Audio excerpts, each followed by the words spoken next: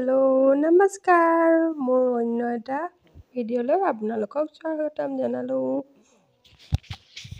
আৰু এয়া চাওক, লাই শাকৰ আজি মাছ দি জোল বনাইছোঁ। আৰু কোনে কোনে লাই শাক খাই ভাল পায় তেনেকৈ ক'বচোন দেই। মই ভাল পাওঁ কিন্তু লাই শাকৰ জোল মাছ দি, সেইকাৰণে আজি বনালোঁ আমাৰ ঘৰতে। আৰু আপোনালোকে চাই থাকিব কেনেকৈ বনালোঁ। ভিডিঅ' অলপ লাইক কৰি দিব চেনেলটো প্লিজ। আৰু এয়া লাই শাক কাটি লৈছোঁ। লাই শাক কাটি পেলাই ধুনীয়াকৈ তুলি আনি ধুই লৈছোঁ। ধুই পেলাই তাৰপিছতে ধুনীয়াকৈ কুটি ল'লোঁ। মই আগতীয়াকৈ ধুই লওঁ, কাৰণ বালি বালি থাকে ন, কাটাৰ পিছত অসুবিধা হৈ যায়। সেইটো কাৰণে ধুনীয়াকৈ তুলি অনাৰ পিছতে ছিঙি অনাৰ পিছতে ধুই লওঁ।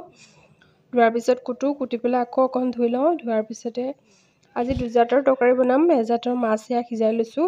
এইটো ৰেচিপি আপোনালোকে পাই যাব। আৰু আজি লাই শাকৰ ৰেচিপিটো দি আছোঁ, লাই শাক মাছ দি বনোৱা। আৰু আপোনালোকে চাই থাকিব দেই।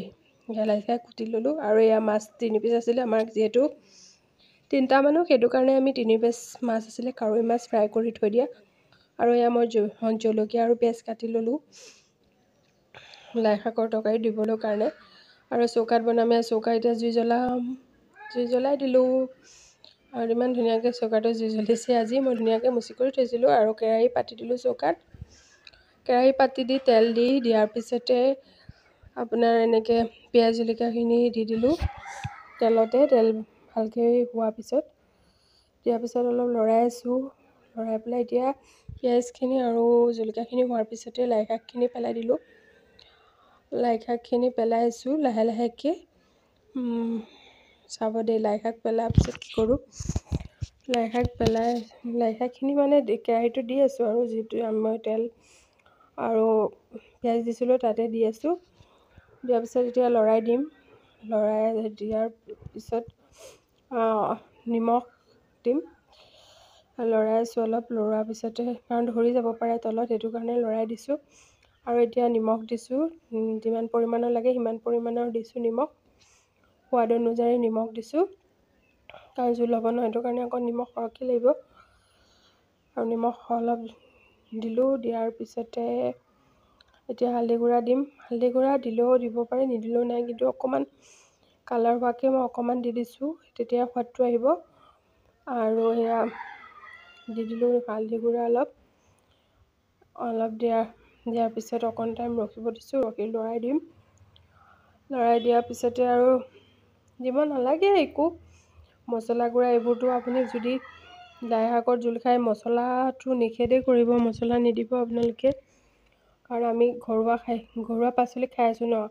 মছলা দি খালে কোনো ফাইদা নহ'ব, সেইটো কাৰণে আপুনি মছলা নিদিব। আৰু মোৰ লাই শাকখিনি ধুনীয়াকৈ মজি গ'ল। মজি যোৱাৰ পিছতে মই তাতে গৰম পানী কৰি দিছিলোঁ। গৰম পানী দি দিলোঁ। সদায় গৰম পানী দিব তৰকাৰীত। গৰম পানী দিলে বহুত ভাল হয় খাবলৈ আঞ্জাখিনি। সেইটো কাৰণে মই সদায় গৰম পানী ৰান্ধাৰ আগতে গৰম পানী কৰি লওঁ। আৰু গৰম পানী কৰি লোৱাৰ পিছতহে মই তৰকাৰী ৰান্ধোঁ।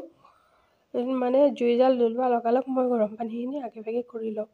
তাৰপিছত তৰকাৰী ভাত বনোৱা আৰম্ভ কৰোঁ। আৰু এয়া চাওক, আমাৰ তৰকাৰী অলপ ৰেডি হৈছে, আৰু মানে সিজিছে।